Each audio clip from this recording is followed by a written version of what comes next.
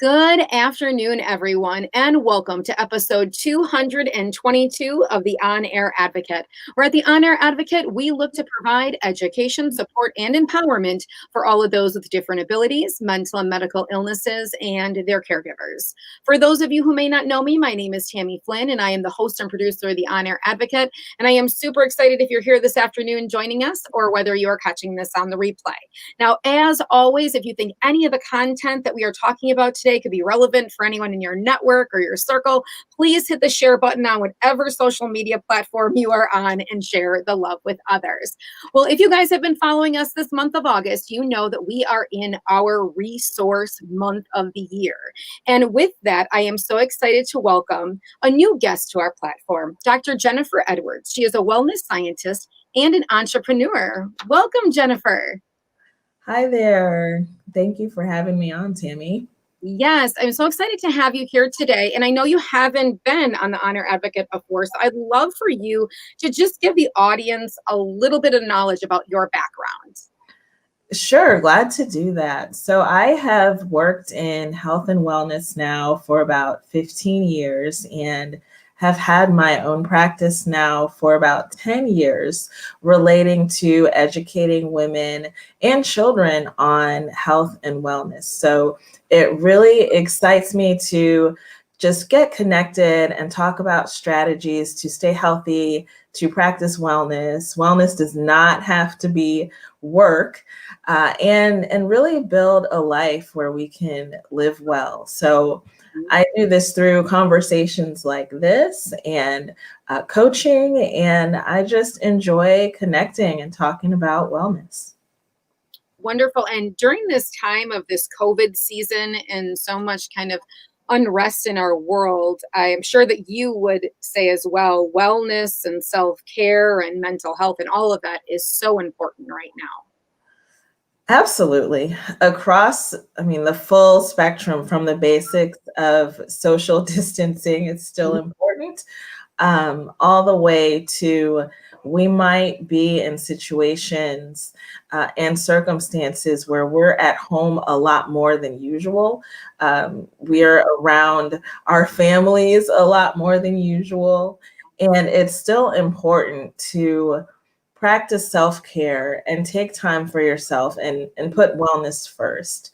Getting stressed out just not only increases your susceptibility for disease, but it's not good for you and long-term can lead to burnout. And do you have, because I know that you said that you do different coaching, and later on we're going to talk about kind of a program you offer. Do you have with the audience today a few strategies, I guess, that they could take with them during this season, as we're going into a new season of fall and hopefully a more less stressful season to come in the future, some different strategies that, they can use for wellness and taking care of themselves? Absolutely. So mindset is a lot of it. And so I like what you have just said in that we are going to a new season. Some of this is we're recalibrating to a new normal, which is okay. Everything we were doing before may not have been working anyway. So how can we stay positive and embrace the new normal? And for those of us who have kids, our kids pick up on our energy so much. So however we can frame the current circumstances to stay positive is certainly helpful. So I love the way you asked that question. And then as a quick aside, it was just 104 last week in Texas, and that's where I'm located. And so I am hoping for fall really soon. And that also, like here in the Midwest, when it gets cold, that inhibits us from being able to go outside as much, because you're freezing. But I'm also assuming in Texas, when it's that hot, it's not something that you can stay outside all day. So again, we're not only isolated because of COVID and everything else, we're isolated in our house because of the weather, which doesn't help. Yeah, that's a really good point. So we have had several weeks of, it's just not reasonable to go outside. If we're talking about specific strategies that I would share, getting outside and engaging in physical activity somehow is really important. And so you do bring up a good point, and I understand that. I'm actually originally from Cleveland, Ohio. Okay. And so it's somewhat reversed. So it presents similar challenges. And so we've seen a lot of home gyms starting to pop up, or even garage gyms. If your resources are limited, find a YouTube channel that might have some wellness classes or some yoga classes, but find a way to stay active every day. And if at all possible, get vitamin D every day. So how can you get out in the sun?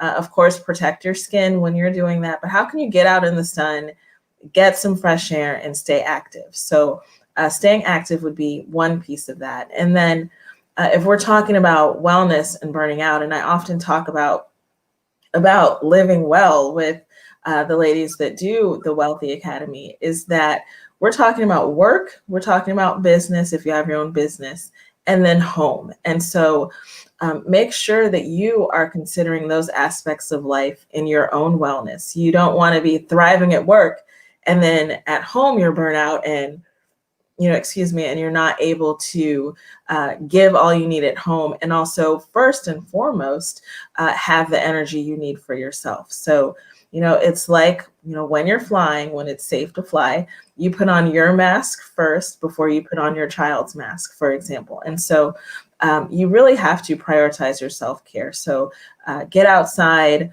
then, make sure that you're thriving both, at work and at home, and make sure that you're staying on balance for that, and protect, even if it's 20 or 30 minutes of your time each day to have to yourself, to think about what does success look like for you today, and how can you work toward that? What do you want to do differently tomorrow? But make sure you bracket off that 20 or 30 minutes. And then the last thing I would say, especially now if we're talking about wellness, is to not eat your feelings. I know it is so hard. Some people might suffer from emotional eating more than others, or even maybe idle eating. We've been at home now watching TV. It's easy to go just get popcorn or get cookies or get chips, but stay mindful of the food that you're consuming, because you can't exercise enough to undo a bad diet. So those would be some 3 core takeaways that I think are the most helpful in trying to stay well and live well right now. Yes, and I think I've talked about many shows through this COVID time. It's like, stay away from the refrigerator. It's like it's drawing you in, and it's very hard. Or just even putting in your house only things that are more healthy, nutritious items, because then if you eat a little bit too much of them, you know what I'm saying? The ramifications are a tiny bit different than eating like a whole box of Oreos. Right. For yourself. And I think from what you were talking about is, each day and in our mindset and stuff, like what success is each day, giving ourselves that time to have moments, alone, and take away that little break. Because I think right now, especially for those, and maybe within your groups and stuff of individual women you talk to, they've spoke about this, but if you're very, very driven, you feel like, oh, I should be doing this and I should be doing that and I should be planning ahead, but there's so many uncertainties of how we plan right now. So we really, you know what I'm saying, have to take it a tiny bit differently, because our mind gets a little overwhelmed. Yeah, that's really true. We really have to focus on acceptance, which can be a challenge, but how do you accept that none of this is in our control, or at any given minute can change, whether you're sending your children back to school or if you're homeschooling or virtual learning? I mean, every family needs to do what's best for them, because there are so many competing responsibilities that ultimately are stressors in all of this. But at the end of the day, be ready to do something different tomorrow, because you very well could have to. If you're virtual learning, a district could say, okay, a couple weeks from now, we're going back to in-person. Another district could be in person and say, well, we're going to online. Are you prepared? And so if you're able to, in advance, prepare yourself for that, and come to a level of acceptance. It's helpful because a large part of burnout is when we start feeling like things are out of control. And they get out of control for a long time. We might start feeling effects like anxiety or depression, for example, which are separate conditions. But a lot of it centers around, do I have acceptance in my current space? And of course, there's also, biological factors that can influence those mental health conditions. And so I don't want to disregard that. But what I will say is that when a person reaches burnout or is approaching burnout, it's sometimes from a feeling of just total loss of control, trying to do and work to no avail. And in the situation we are currently in, we have to accept, hey, we can't do anything about this except put our masks on. And masks are not political. Masks are truly to keep, if not keep you safe, keep someone else safe who might be at increased risk for a worse COVID experience. Yes, and it's so much. I think they feel like 2020 is the year of pivoting. Like you pivoting, like your kids are at school, then your kids are home, then your job is doing this, and then your job is doing this. And so exactly what you're saying, that acceptance goes a very long way. And yes, we chat about the whole mask thing about once a month. We have a chat time and we just need to just put it on. And you know what I say to that, this is completely off subject of this show, is that I feel like when you have a mask, if we try it and it doesn't work, what do we have to lose, right? I mean, if they find out later, like it really didn't help, like, at the end of the day, it's kind of like when you try a diet. If you don't end up losing weight from it, it's all right. You tried it, right? You tried to work. Everyone just at least needs to be willing to just give it a try to see if we can get things back on track. Absolutely. As we go into 2021. For everything. So I know that, Jennifer, you have some awesome programs for ladies, and like we were talking about coaching, but a program as well that you offer. So if people are listening to this, they want to get in touch with you, they want to learn a little bit more about you, what are the ways that they can do that, and what kind of programs do you offer? Sure, I'd love to talk about that. And I just want to offer some encouragement about pivoting, in that a lot of my online work and even the coaching program I'm going to talk to you about, called Wellthy, was a byproduct of the pandemic. I was scheduled for a TEDx talk, and the night before live dress rehearsals, they canceled it because of COVID.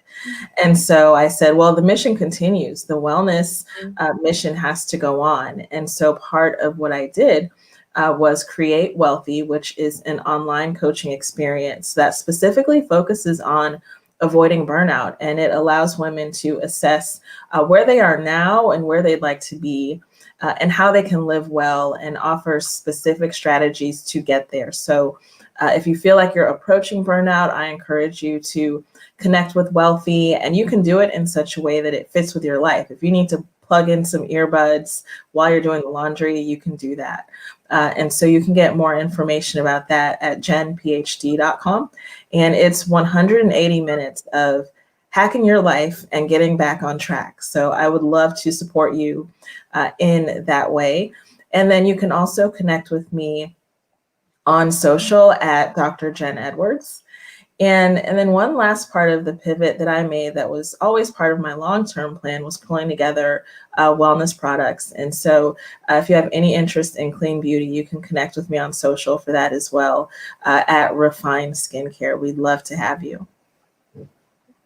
Wonderful, wonderful. And as anyone who watches the show regularly knows, after we are done and we've logged off of this segment, we will go back in and we'll put all those links and everything there so that those can access those things easily. So before we wrap up, is there any final thoughts that you want to leave us with on this Wellness Wednesday? Yeah, I would love that. Wellness does not have to be work. Pick 2 or 3 easy things you can start now.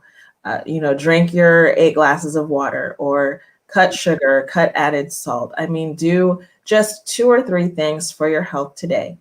And also reclaim your time. protect your time. Give yourself that 20 or 30 minutes to restore yourself and recharge. And you will find that you're also not only strengthened internally, but then you can show up better for those around you. Well, thank you so much, Jennifer, for giving us your time today and sharing with us. We really appreciate it. Thanks, Tammy. Your show's amazing. Much appreciated. Thanks so much. And with that, if you guys want to know any more about the On Air Advocate, you guys can head on over to onairadvocate.com and you'll find all of our resources right there. And if you want to become part of our private community, head up to the top of this page. If you are on Facebook, hit the blue button and that will let you in. So with that, we will see you guys again tomorrow, bright and early in the morning. Bye-bye, everyone.